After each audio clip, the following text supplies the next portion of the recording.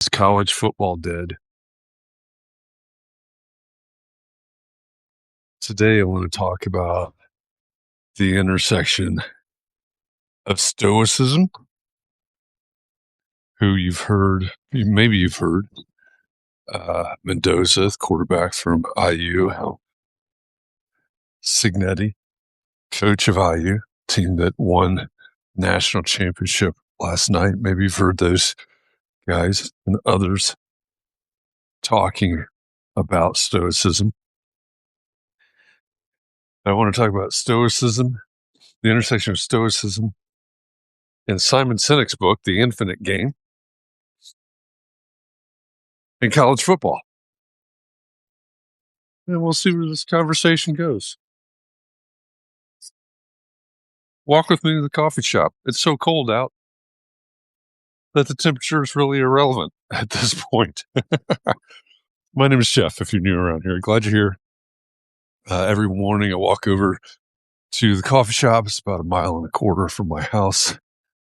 And I started doing this about 6 years ago, I suppose. And it has, over the years, become my time to kind of work things out, to think through ideas, ground myself, work on mindfulness, any number of things. But this is a very healthy walk for me, so I invite you to go with me and discuss whatever the topic of the day is. So welcome. Hopefully you're warmer than I am. I posted in my notes here on Substack a few minutes ago. I try to give a preview every day of what I want to unpack, what I want to talk about. But I posted an excerpt from Ryan Holiday's The Daily Stoic. I don't know why this dude is kind of following me. But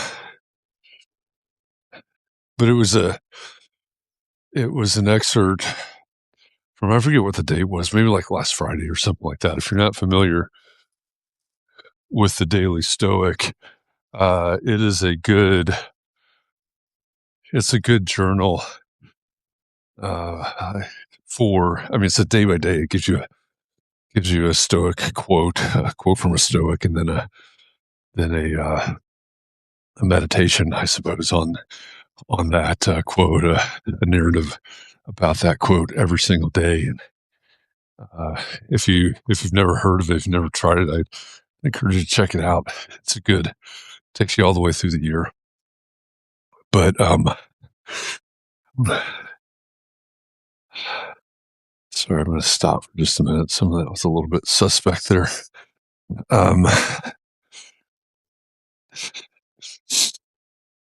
So, hey, Nicole. Hi, Scott. So the Daily Stoic from a couple of days ago was talking about what we do out of habit, and the phrase that I think is the most dangerous phrase, and I say this a lot, but because this is the way we always do it. Excuse me. That was in the narrative of one of the entries on the Daily Stoic. Like I said, I think last Friday, but it occurred to me last night. So I did a couple things last night. I went to a watch party for the national championship game, and I went to a yoga class. I was particularly intent on getting to that yoga class because it was one of my favorite yoga instructors' 1,000th class. She taught 1,000 classes. And as I was starting my yoga journey, as she describes it, she was one of the first one. Her name was Brandy. Brandy was one of the first instructors that I would go to her classes regularly. And I have really appreciated her because of the mindfulness, because of the intention that she brings to the practice. And another one of the instructors that whose classes that I go to, actually, Paula was the first that I really started going to her classes regularly. Um, last night I was in this class and had the mat space right in front of Brandy, and then Paula was directly to my right. So that was super cool. This super cool occasion, all of it. And it really occurred to me, as Brandy shared at the beginning of class, how she began her yoga journey and why. That's her term, yoga journey. It was beautiful, first of all. But, she talked about the mindfulness and the breath work and everything that's involved with yoga, the intention that's involved with yoga. And it really made me think about, in relation to the daily Stoic entry, like I said, it was from last week sometime. It took me back to that, and it really made me think about the difference between habits, which is somewhere in the title that it talks about habits. It talks about doing this because this is the way we've always done it, right? It's a habit thing. I do it this way because that's what I do. It's my habit, right? So the difference between habits and practices, the thing that's missing in the habits is the intention. There's no intention in doing it over and over in the same way because this is the way we've always done it. So, I started thinking about those two things, and I don't know why. I guess this is straight out of Java with Jeff earlier, but somehow, what came into the thought process was the national championship game last night, which, I was at that. I was over at Carolyn's house for a watch party for that. It meant that I didn't get home until late, and I got a ton of sleep. But one of the things that the commentators after the game, not Herb Street and Chris Fowler, but Scott Van Pelt. Scott, I'm just pissed off at Scott Van Pelt. Really, is what it is. And maybe also Reese Davis. They were sitting there at the table after the game, and Scott Van Pelt was lamenting the fact that Miami hadn't been on the national scene. The sport's better for having Miami in it. That's bullshit. It's like this is the way we've always done it. Well, we need them. Why do we need any team in the national discussion? We don't need any team in the national discussion. He's just lamenting the way it always was. I'm not sure what he's lamenting. And it also reminds me of recent politics, but what is he lamenting? The Catholics versus convicts? Is he lamenting Miami alum being credibly suspected of murder? I mean, why do they need to be part of the national discussion? Why does anybody need to be part of the national discussion? I'm just picking on them because he brought it up. It's like, it really irritated me because that is not what we should be talking about. What we should be talking about is a game. It was a great game. We should be talking about a team that won, that doesn't have that tradition of winning in football, that has gone about things, like I said at the very beginning. If you've listened to Signetti, if you saw the interview from a couple weeks ago with Mendoza, they're talking about Stoicism. And, okay, so I obviously have an interest and affinity for Stoic philosophy. And, so I'm a little bit partial to that, but think about that for a second, right? They are talking about climb over this barrier. One day you'll see me fall through this bridge, I suppose. Not today. they are talking about Stoicism. They're talking about mindfulness. They're talking about mindsets in the context of 20-somethings on a national stage being pulled in all different directions by money, by alum, these NIL deals, the transfer portal. They're talking about a total culture of here and now, instant gratification, sometimes win at all costs. And they're essentially talking about the opposite. And what they're talking about, in my opinion, is exactly what a lot of 20-somethings need and a lot of 50-somethings need. They're talking about lessons that are applicable for the long game. Best team should win 100%. Certainly. No, you're not partial to IU. Neither am I. I mean, they're fantastic, great for the state of Indiana, I suppose, that they won, but I don't care. I do think it's a beautiful story. I really do. I mean, I think what they brought to what this coach and with some of these players, et cetera, have brought to the game, I think is really beautiful. And it also opens up, and this is part of what irritated me about the conversation after the game last night with Reese Davis and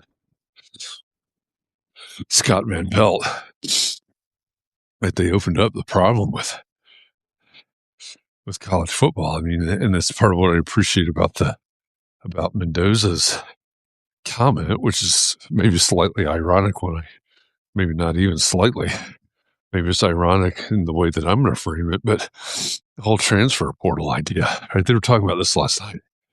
The fact that with the money now available in college football because of NIL and transfer portal, you can buy a team, right? And it has very much become this culture of instant gratification, like extreme. I saw an article yesterday that 21 players from Ohio State had entered the transfer portal. And apparently, I don't know anything about Ohio State football other than the fact that they have the worst fans in the nation. They do. They tried to copyright the word. They tried to trademark the word "the." I guess that's at the university level, but they legitimately had the worst fans in the nation. If you're an Ohio State fan, prove me wrong. College sports has turned into a younger pro league. It has, and it's going to keep trickling down in that way. But the idea that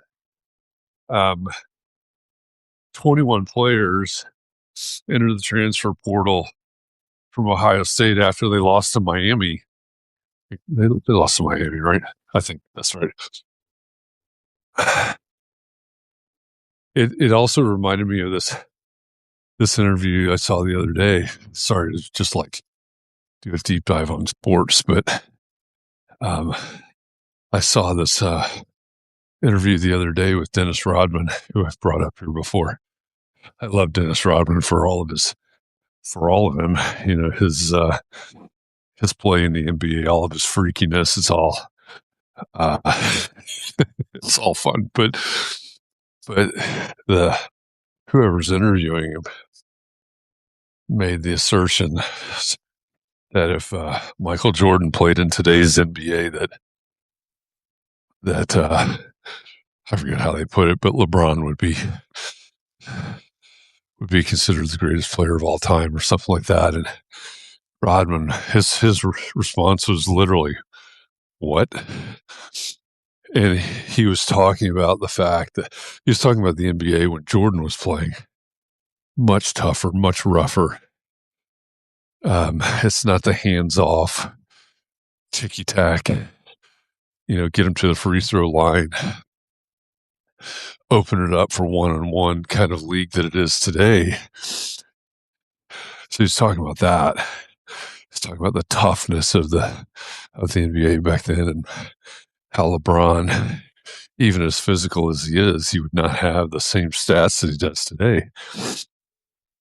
And then he brought up the fact that LeBron, every time he doesn't win a championship, this is an exaggeration, but every time he doesn't win a championship, he wants to be traded to a team that has a chance to win the championship the next year.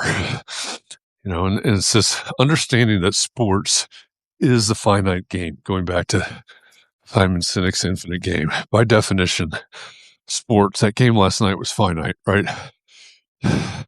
It had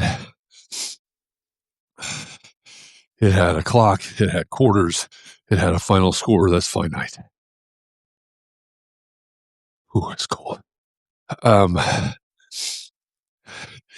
they're making it even more finite, right? I'm going to transfer, like some of these players there's somebody they were talking about last night this is like their third or fourth stop in college football. It's like, this is one, it's problematic because it's not about college anymore. It's just about football. But two, it's this infinite, or not infinite, this instant gratification. I want to go somewhere where I play. I want to go somewhere where I win. Standards for games changing, even in the NFL. Yeah, of course, they talk about guys beating season records. 2 games. Yeah, all that stuff. And I can't. My gloves on. I saw that you commented something on the University of Michigan, I think. Fair.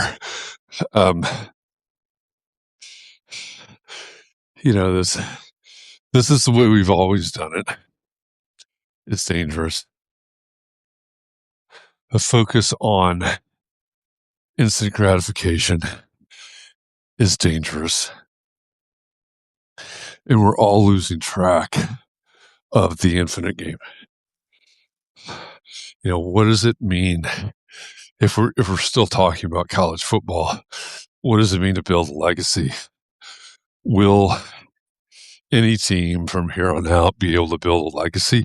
Maybe. I think, right? And that's one of the things that they talked about last night. Reese Davis was talking about the alumni base of IU and the ability to bring in. I think he literally said the ability to buy players,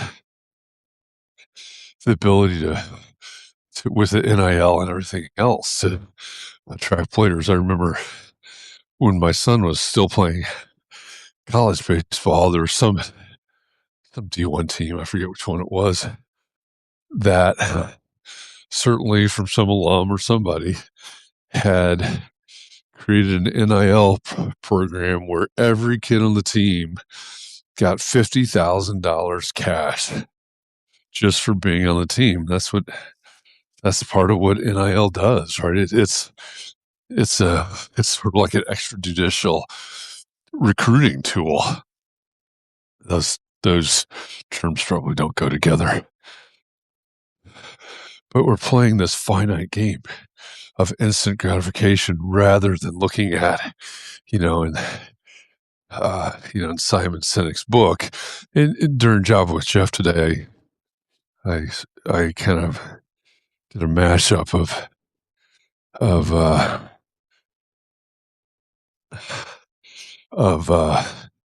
the infinite game and Mike Michalowicz's Fix This Next, where the top of the pyramid on the business hierarchy of need is legacy. It's like, what are we building this into? What are we going to do beyond this quarter, beyond this fiscal year, the next generation, et cetera? Where does this go and how does that guide us? What's the bigger picture? Nicole says you can change the way you've always done it, but that doesn't mean change is good. Correct. Also correct, 100%, right? Change for the sake of change is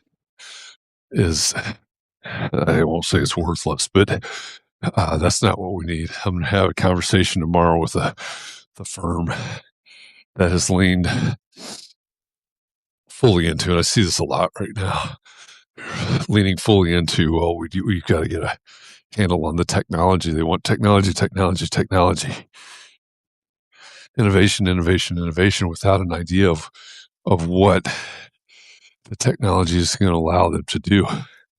Okay, great. You can buy the shiny new technology. What are you going to do with it? Is it going to make you more efficient? Okay, that on an operational level, that can be good, and also throw you directly into commoditization. Will you lack the ability to compete if you don't have that tool? Maybe.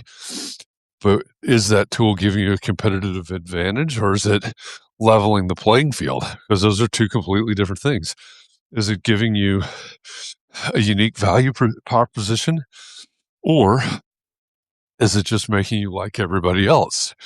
Right? Change for the sake of change, technology for the sake of technology is a losing game. So there's my rant. Sorry, I had to rant all the way here just to keep myself warm. All right. I made it to the coffee shop. No, I don't think college football is dead per se. But I think it's in danger. I do think it's in danger. Obviously, it's in danger as we know it, but and I think we are too. Right? There's a lot of what's going on around us that is putting us in danger for reasons that don't even have to exist. All right. Thanks for walking with me. I'll see you tomorrow. Stay warm.